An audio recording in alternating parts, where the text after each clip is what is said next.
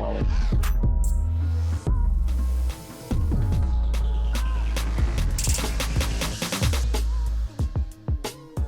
right, my friends, today is January the 13th. It is Monday, a couple hours into the New York session. Let's do the market outlook and plans for the week ahead. Got some pretty serious times ahead of us. I know we always meme about big week this, big week that, but the next, week or two ahead of us are extremely important, right? Everybody's well aware. So Tuesday, tomorrow, we have the PPI. Don't really care about that. Wednesday, we have the CPI. I would say I medium care about that. And then on Monday, the 20th, we have the inauguration. So that's what's, ahead in the pipeline for us. I've got a lot of plans to discuss in this video, so let's go ahead and get into it. Let's start off with the macro. Where we're at with the macro is that I still have the same higher time frame bull continuation plan. We just had, yo guys, hit that like and subscribe button for me. Appreciate it. Some real fear-driven selling. Maybe it's a little bit data-backed, but a lot of it was fear-driven as well. People, combination of people being scared about round-tripping their unrealized gains in combination with a lot of portfolio rebalancing, which is what ultimately started the selling. And then I think the panic and the fear is what has ended it thus far. So as far as I'm concerned, we're getting very close to the point where we're probably going to start to resume the trend. This bottom that we made this morning is a good enough one to bet on. So I did go ahead and bet on it. More on that later in the video. Main talking points for macro are we are still wedged between 100K and 90K. Whenever that time comes where we do accept over 100K, that's when we're going to quickly trade up to 120 and maybe even higher than that. As far as my plans go for how this range should play out, I had talked about this a lot. I even shared most of these plans before any of these moves happened. Once we started the range, we considered chop to be the most likely. From there, the range high sweep. And then from there, the range low sweep. And I think that basically we're at the point where the range low sweep is in its later stages. It might have already been concluded officially today. If it continues to sell off, I don't think it's going to sell off too much more than it does. If we start to really accept below this range, then that probably makes a short-term deviation on the plan is going to be required, basically, because I still think that we could basically invalidate any bull structure, trade down, get everybody's bearish possible trade to 80K, and then still make all-time highs just right after that, basically. So we always talk about that difference between positional and thesis risk, right? My thesis is nowhere near getting pressured at all in these moments, but my positioning is starting to get pressured. So that's pretty much it. Main talking points are continuing to chop out in this range. Let's go ahead and get into a little bit of medium time frame chat. So as far as medium time frame goes, it doesn't look as good. The medium time frame developing picture, it looks worse than the high time frame, which only stands to reason, right? You're going to see the shifts earlier on the lower time frame, right? So as far as we're concerned, this does not look that great. I really want to see a fight start to come through from bulls here very soon. As far as the thesis goes, there's no real reason to be worried, but as far as risk goes, if we basically roll over once more, that's going to cause a huge puke in the market, as long as it doesn't, basically attack. If we attack the local lows and kind of bounce from there, then it's going to be all fine. And I'm sure there'd be a lot of shorts opening into that, etc. If we make lower lows, especially if we get like a weak bounce off lower lows, then I'm probably going to be looking to hit the eject button on the risk, which doesn't mean I'm just going to market dump on my, spot. It just means that you got to look to de-risk via hedges. It's not really capital efficient to just market dump. Okay, medium time frame.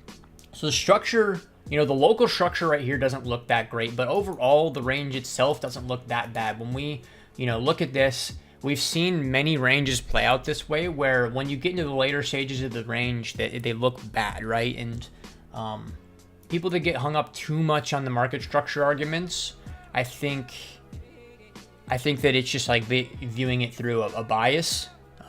Granted, I'm obviously doing that by just trying to force the bull argument no matter what. And maybe as stupid as that sounds to some of you guys, it's crazy how effective that's been for me over the years, just being relentlessly bullish until there just aren't the same kind of signs that I've seen in the past about trends dying, right? So I really think that we're going to resolve upwards still. Quick ramble around altcoin talk. So altcoins, for the most part, still look like absolute piss, right? I did basically a full scan through, and there's not very many things I want to show you guys on, right? I think that some of these things, like, even the good coins, like Solana is not a bad coin. When I look at this, I don't think, okay, it's totally cooked. It's like this thing is going to zero. But even a a reasonable coin like Solana, it still doesn't look good. So there are no really good arguments. I think, one of the coins that I actually think still looks insanely good. Can you guess why I bought OM? This thing looks ridiculous. So this is going to be my RWA play going into Q1. I think Ripple looks good too. You can obviously see why I bought Ripple. I'm late to the party on this, but I don't give a shit. I really don't care at all. I think this coin looks good. And I think that my hope is with Ripple and OM, for example, the new bags, that I'm basically just going to be DCAing into them as they go up. That's the hope, is that I just buy on pullbacks as the trends persist. That's mostly it. I would maybe argue that you should pay attention to Sui as well. Sui's still super strong. I like the argument for Pengu as well, somewhat. There's no technical argument behind it, but if this thing starts to trend, I have a lot of friends that own Pengu and have shielded me heavily on it. So if Pengu starts a trend, I'm going to buy into it. I don't give a shit if I'm buying into the trend 50% late or whatever. If this thing trends, it's going to trend. So I don't care about being late, but I don't want to be early. That's the key, right? What's that platitude that I made up and say all the time, right? It's better to be late than early with positioning, right? Most of the time, you're not going to have perfect timings on execution, right? So it's early or late are your options. Would you rather be early and deal with a drawdown, or be late and have less reward but didn't deal with less drawdown? I mean, for me, the choice is clear. Okay, there's a few other things that may be interesting. Maybe a hype play comes back, but for the most part, most altcoins, they look really bad, right? Even the good coins, goodish coins, have terrible market structure right now.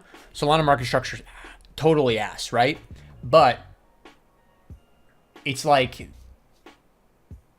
the lesser of two evils almost, right? Like, if you're going to buy something that's not Bitcoin, it needs to be the thing that is the least bad of the bad, right? The whole spectrum is dog shit. So basically you're looking for what's the least bad of that batch. Okay.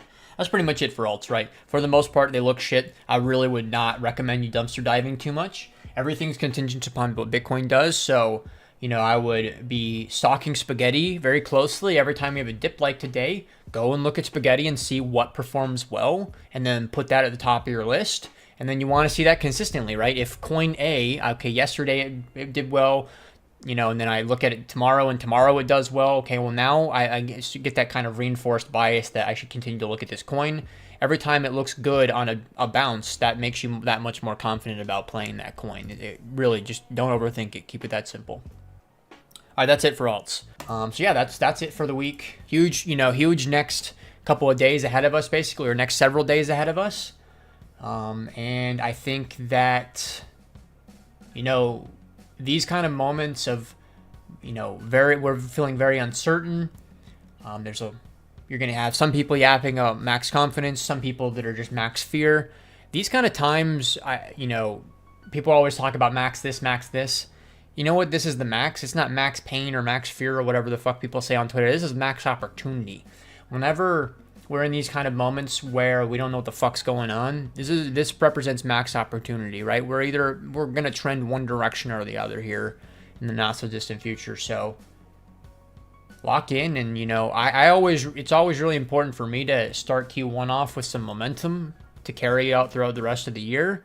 Last couple of years I've had a good Q1, and then that set me up to be confident the rest of the year. I'm not planning on deviating from that plan. So good luck out there, and I will see you guys soon. Cheers.